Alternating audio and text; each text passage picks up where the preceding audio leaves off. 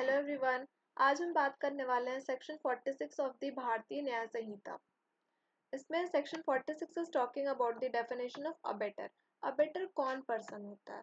तो सिंपल सी भाषा में जो पर्सन अबेटमेंट करता है, अबेटमेंट हमने सेक्शन 45 में पढ़ा है। अबेटमेंट का मतलब होता है किसी भी पर्सन को इंस्टिगेट करना या एड करना या कंस्पिरेसी करना फॉर डूइंग एनी ऑफेंस, तो वो अबेटमेंट हो जाता है। तो जो भी पर्सन अबेटमेंट करता है, that person is known as abettor.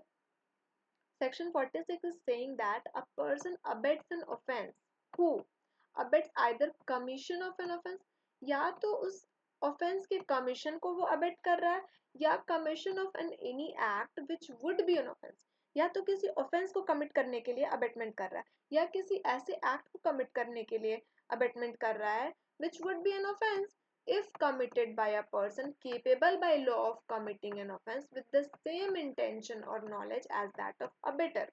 तो अबेटर की जो इंटेंशन या नॉलेज है, उस इंटेंशन और नॉलेज के साथ अगर कोई भी पर्सन कोई ऑफेंस कर देता है अबेटर के उकसाने के बाद, जो पर्सन केपेबल बाय लॉ है फॉर कमिटिंग एन ऑफेंस, तो ऐसे पर्सन को हम अबेटर कहेंगे। Explanation 1 is saying that abatement of the illegal omission of an act may amount to an offense। किसी भी इलीगल ओमिशन को, ओमिशन का मतलब होता है किसी भी काम को रिस्ट्रिक्ट करना या ओमिट कर देना कि हम ये काम नहीं करेंगे, तो दैट इज ओमिशन। अब ये इलीगल ओमिशन का क्या मतलब होता है कि जहां पर हम लीगली ऑथराइज्ड है या लीगली बाउंड है कुछ काम करने के लिए, और उस काम को अगर हम नहीं करते हैं, that means we are illegally omitting that act. So the abatement of an illegal omission of an act may amount to an offense, although the abater may not himself be bound to do that act। भले abettor खुद bound नहीं है कोई काम करने के लिए, उसके बाद भी अगर वो किसी और पर्सन को ओमिट कर दे रहा है, इलीगली ओमिट कर रहा है कोई एक्ट करने से, तो still that abetment is an offence. Explanation 2 is saying that to constitute the offense of abatement, abetment करने के लिए ये जरूरी नहीं है that act abetted should be committed. अगर हमने आपको उकसाया है किसी काम करने के लिए, आपको अबेट करा है कुछ भी ऑफेंस करने के लिए, और आप वो ऑफेंस नहीं करते हैं, still I will be liable. ये जरूरी नहीं है कि हमने अगर आपको उकसाया तो वो काम आपको करना जरूरी है, और that the effect requisite to constitute the offence should be cause, और ये भी जरूरी नहीं है कि इफेक्ट उसका होना चाहिए। अगर कोई ऑफेंस हो ही नहीं रहा है अबेटमेंट के बाद, अगर वो क्राइम कमिट ही नहीं कर रहा है, तो ये भी तो हो सकता है कि उसकी कोई इफेक्ट ही नहीं आ रही हो। अब हम क्राइम करेंगे या कोई एक्ट करेंगे तब तो उसकी इफेक्ट आएगी। तो अगर कोई एक्ट नहीं हो रहा है या उसका कोई रिक्विजिट इफेक्ट नहीं आ रहा है टू कॉन्स्टिट्यूट ऑफेंस, स्टिल वो अबेटमेंट एक ऑफेंस हो जाएगा। इलस्ट्रेशन देखिए, ए इंस्टिगेट कर रहा है बी को टू मर्डर सी। ए ने बी को इंस्टिगेट कर दिया सी की मर्डर करने के लिए, और बी ने मना कर दिया कि नहीं, I will not do that. तो ए यहाँ पर फिर भी गिल्टी हो जाएगा बी को अबेट करने के लिए। ठीक है। Illustration B says that A instigates B to murder D. A ने बी को इंस्टिगेट करा मर्डर करने के लिए। B in pursuance of instigation stabs D. अब बी ने ए की बातों में आकर डी को स्टैप तो कर दिया, लेकिन डी रिकवर कर जाता है फ्रॉम द वुंड। मतलब डी को चोट तो लगी थी लेकिन वो ठीक हो गया, उसकी डेथ नहीं हुई, वो मर्डर उसका नहीं हो पाया। तो यहाँ पर ए फिर भी गिल्टी हो जाएगा of instigating B to commit murder. यहाँ पर हमने क्या कहा था एक्सप्लेनेशन 2 में कि ये जरूरी नहीं है कि act abetted should be committed. वही यहाँ इलस्ट्रेशन बी कह रहा है कि ए ने इंस्टिगेट तो कर दिया बी को मर्डर करने के लिए, और बी ने उस पर एक्ट भी कर दिया, लेकिन जो रिक्विजिट इफेक्ट वो चाहते थे, मतलब बी की डेथ चाहते थे, यहाँ पे वो नहीं हो पाया। Still a will be liable for the instigating B to commit murder। Explanation 3 says that it is not necessary that person abated should be capable by law of committing an offense, or that he should have the same guilty intention or knowledge as that of abater or any guilty intention or knowledge। See, explanation 3 ये बात कह रहा है कि ये ज़रूरी नहीं है कि जिस पर्सन ने अबेट किया है किसी अदर पर्सन को, तो जो पर्सन अबेट हो रहा है वो capable by law of committing crime, या फिर उसके पास भी सेम इंटेंशन और नॉलेज हो। ये ज़रूरी नहीं है। केपेबल बाय लॉ का क्या मतलब हो गया? फॉर एग्जाम्पल, अगर हम किसी अनसाउंड माइंड के पर्सन को अबेट कर दे रहे हैं कोई क्राइम करने के लिए, तो अनसाउंड माइंड का पर्सन या जो अगर माइनर होगा 7 ईयर्स से नीचे का कोई पर्सन हो, कोई चाइल्ड हो, उसे हम अबेट कर रहे हैं, तो वो ऑफेंस एक ऑफेंस नहीं होगा। अगर वो पर्सन ऑफेंस कर देता है तो वो ऑफेंस नहीं होगा। स्टिल यहाँ पर हमको एज एन अबेटर ट्रीट किया जाएगा, बिकॉज हम तो यहाँ पर मेजर थे, हमें तो समझ आ रहा था कि हम जो कर रहे हैं दैट इज एन ऑफेंस। इसीलिए बोला गया कि कोई ऐसा पर्सन जो केपेबल बाय लॉ नहीं है, उसके बाद अगर हम उसे अबेट कर रहे हैं, still that will be an offence. और ये भी जरूरी नहीं है कि उस पर्सन के पास भी सेम इंटेंशन या नॉलेज हो इस क्राइम को करने का। ठीक है। Illustration says that A with guilty intention, अब ए के पास यहाँ गिल्टी इंटेंशन है और उसने अबेट कर दिया एक चाइल्ड को या फिर अनसाउंड माइंड के पर्सन टू कम कि वो कोई एक्ट करे जो एक ऑफेंस रहेगा। If committed by a person capable by law of committing an offence and having the same intention as A. Here A, whether the act be committed or not, is guilty of abetting an offense. See, illustration A में वही बात कही गई जो अभी हमने कहा कि अगर हम अबेट कर दे रहे हैं किसी अनसाउंड माइंड के पर्सन को या किसी चाइल्ड को कोई ऑफेंस करने के लिए, और अगर वो चाइल्ड की बजाय कोई मेजर पर्सन होता और उसने जानबूझकर अगर ये काम करा होता तो वो पर्सन तो ऑफेंस, उसे ऑफेंस का पनिशमेंट झेलना पड़ता। लेकिन यहाँ पर उस चाइल्ड ने करा तो चाइल्ड या अनसाउंड माइंड के पर्सन को पनिशमेंट नहीं मिलने वाली है। Still a will be liable, भले जिस चाइल्ड ने वो एक्ट करा है विद सेम इंटेंशन उसने नहीं करा, लेकिन ए यहाँ पर लाइबल हो जाएगा क्योंकि ए की तो इंटेंशन थी ऑफेंस करने की, अबेट करने की। Abetment is also an offence, right. Illustration B says that A with the intention of murdering Z, अब A की यहाँ इंटेंशन थी Z को की मर्डर करने की और उसने B को इंस्टिगेट कर दिया। B जो है वो एक चाइल्ड है 7 साल से नीचे का। हमने पढ़ा है एक्सेप्शन वाले चैप्टर में कि 7 ईयर्स से नीचे का पर्सन अगर कोई भी एक्ट करता है that is not an offence. और यहाँ पर A जो है वो तो B को ही इंस्टिगेट कर रहे हैं मर्डर करने के लिए। B, in consequence of abatement, does the act in absence of A and thereby causes Z's death. अब B ने consequence कर दिया, A ने B को उकसाया था, B ने उस बेसिस पर आके उसने ऑफेंस कर दिया, उसने डेथ कॉज कर दी Z की। Here, though B was not capable by law, अब B जो है वो capable by law तो नहीं है क्योंकि 7 साल से नीचे के पर्सन को ऐसे भी पनिशमेंट नहीं मिलने वाली है, वो एक्सेप्शन है। ए फिर भी लायबल हो जाएगा punished in the same manner as if B had been capable by law। अगर B कोई बड़ा इंसान होता, मतलब मेजर पर्सन होता या फिर साउंड माइंड का इंसान होता, अगर उसने ये एक्ट करा होता तो B को तो पनिशमेंट मिलती यहाँ पर, साथ में A को भी मिलती। तो यही बोला जा रहा है यहाँ पर B को नहीं पनिशमेंट मिल रही है क्योंकि वो 7 साल से नीचे का है, लेकिन still A will be liable as if in the same manner as if B is capable by law of committing an offense and had committed murder and is therefore subject to punishment of death. Illustration C says that A instigates B to set fire to a dwelling house. ठीक है, A ने B को instigate करा है कि आप dwelling house में आग लगा दो जहाँ लोग रहते हैं। B in consequence of his unsoundness of mind being incapable of knowing the nature of the act, अब B यहाँ पर unsound mind है, उससे वो incapable है of knowing the nature of the act, उसे पता ही नहीं है, और that उसे ये भी नहीं पता कि वो जो कर रहा है वो सही है या फिर वो गलत है, वो contrary to law है, और उसने फायर लगा दी in that dwelling house in consequence of A's instigation, A के instigation में आके उसने ये काम किया है। तो यहाँ B has committed no offense क्योंकि उसे तो इम्यूनिटी मिल रही है because of his unsoundness, but A is guilty of abetting the offence of setting fire to a dwelling house. अब ए यहाँ पर गिल्टी हो जाएगा अबेटमेंट के लिए कि उसने ड्वेलिंग हाउस में फायर लगवाया है and is liable to punishment provided for that offence.